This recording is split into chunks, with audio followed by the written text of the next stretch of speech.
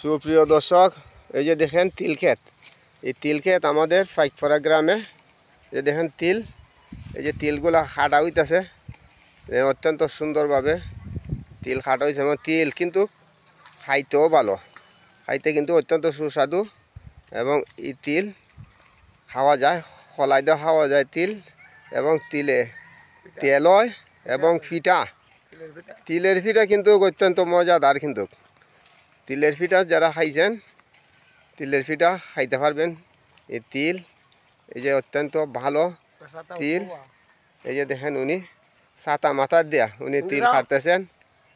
অত্যন্ত পরিশ্রম করে ওরা তিল খাটেন। এই যে দেখেন তারা অত্যন্ত পরিশ্রম করে, কিন্তু কৃষক, এই যে কৃষক ভাইয়েরা কিন্তু অনেক পরিশ্রম করে আমাদের।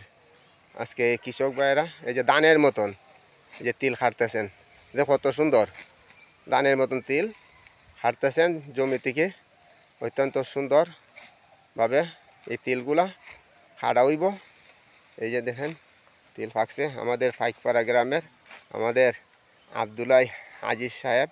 উনি এই তিল ক্ষেত করছেন, উনি করেন প্রায় তিল ক্ষেত। এই যে দেখেন অত্যন্ত সুন্দরভাবে উনি তিল ক্ষেতও করেন, গমও করেন। এই যে দেখেন সুপ্রিয় দর্শক, সবাই ভালো থাকেন, সুস্থ থাকেন। আসসালামু আলাইকুম।